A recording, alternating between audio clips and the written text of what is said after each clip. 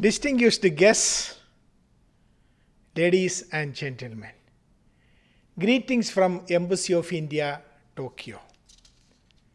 It is my great pleasure today to participate in the Indo-Japan Rising Sun Conclave 2.0 being organized by Connect India Japan. I congratulate Ms. Nupur Tiwari for the initiative.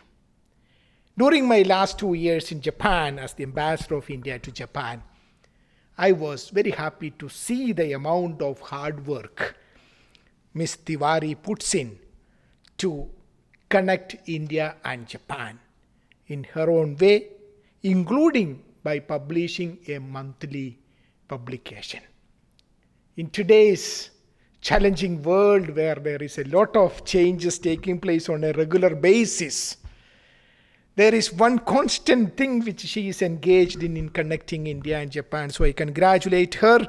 I congratulate Connect India Japan for this effort in organizing this seminar and institutionalizing it by organizing its second edition today. When I was looking at the list of participants, particularly the honorable ministers, dignitaries, scholars, former ambassadors, I was quite happy to see the kind of effort put in preparation for this seminar, this conclave.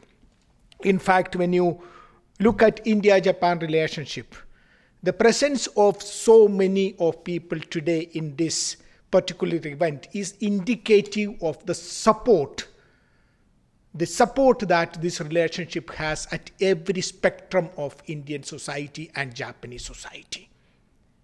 This relationship is being built brick by brick by several people through their multiple contributions.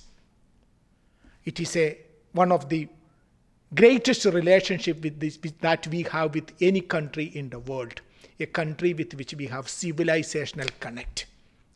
In my last 2 years, when I traveled the length and breadth of this country, everywhere I could see an India connect. A connect of Daikokuten, Mahakal, a connect of Benzadine, a connect of Kangiten. It was visible everywhere, and of course the connect of Buddhism. And in the last few decades, this relationship has been transformed into what we call today a special, strategic, and global partnership.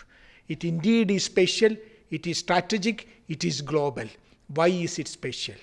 To begin with, it is special because we have no history of conflict. We have only history of friendship.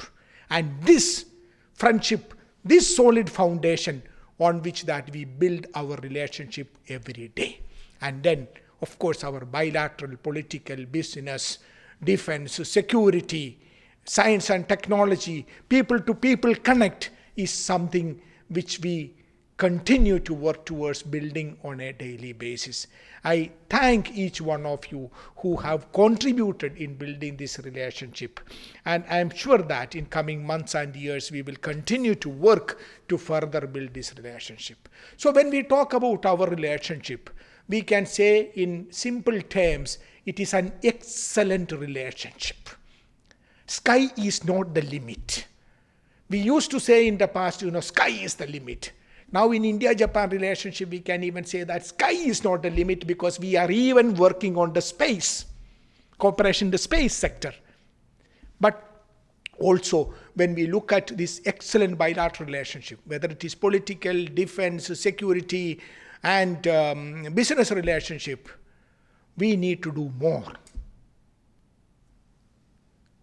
Considering the potential that we have, India is the 5th largest economy in the world, the largest populated country in the world, the fastest growing large economy in the world, a digitally connected economy in the world. And Japan is the 3rd largest economy in the world, technologically advanced country. When we cooperate, when we work together, there is huge potential for us to collaborate further.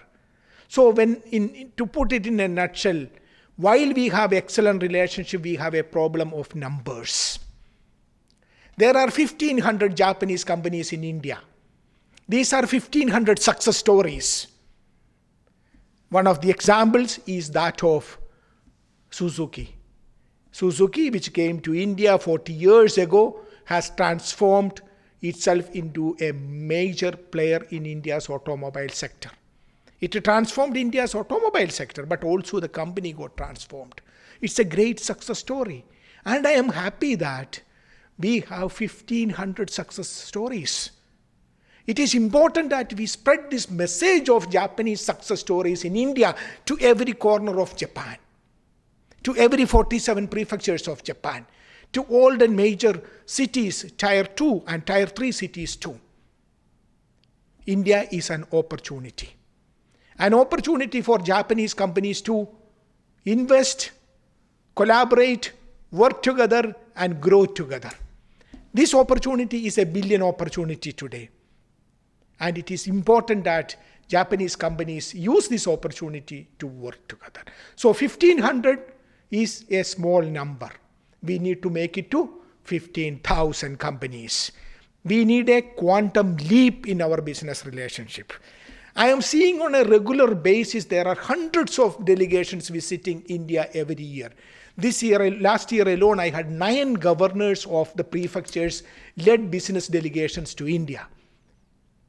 There are delegations coming from India to Japan. This exchange is happening at the business level, at the political level. But what we need to do is to convert, to translate this engagement, these exchanges into concrete results to have more collaborations, more businesses. This month alone, we will have at least 4 major business delegations coming from Japan to India. And we have a major Dharma Guardian exercise going on in Japan. So there is a lot of collaboration. Second number, what we need to do is the number of Indian students in Japan and Japanese students in India. Japan has some of the best universities, so is India has some of the best technical institutes in the world. There is need to understand each other and use these facilities which we have. That is why this year we are celebrating as India-Japan Year of Science and Technology and Innovation. It's very important year. I would like to have more technological cooperation and collaboration, more exchanges of students and faculty, more research collaborations to happen this year. I'm sure that we will work on this. Actually, we have launched a social media campaign to have at least one Indian technology institute to be introduced to Japan every day. We have hundreds of them. It is important that we generate awareness in Japan about India's technological progress. This is a country which has sent a mission to the moon with our own technology, our own spacecraft. This is something amazing which need to be told at every corner of Japan so that we are able to connect better. Same thing applies to semiconductors, same thing applies to AI, to quantum computing, you name it. There are so many areas in the science and technology and innovation field. We need to work together and develop together. So another target I have is to increase the number of Indian students in Japan from the current 1,500 to at least 15,000 in the next 1 or 2 years, and then go for another quantum leap. On an average, at least 1.3 million Indian students study abroad at any given time. So when we say that only 1,500 Indian students are there in Japan, this is not a great number. We need to work on this. Again, I'm happy that events like today's conclave will help us to further build that kind of connect. Another number is the number of Indian skilled workers, highly skilled professionals in Japan. Again, the number is small. As an ambassador who served in the Gulf, as someone who has served in the US and Europe, I can tell you that the number of Indian professionals in Japan is very small. Again, we need to work on this. And I'm very happy that we are seeing progress in that direction. I'm very happy to see that Japan is working towards getting at least 50,000 highly skilled Indian workers to Japan in the coming few years. So we have a very clear roadmap in place. We are working on that roadmap, and I'm very happy to see that seminars like this, conclaves like this, Rising Sun Conclave 2.0 would help us further continue our engagement to develop an understanding, more understanding between our two countries, our two people. So I once again wish the conclave all the success, and I'm sure that it would help us continue the momentum in our engagement. Thank you to everyone.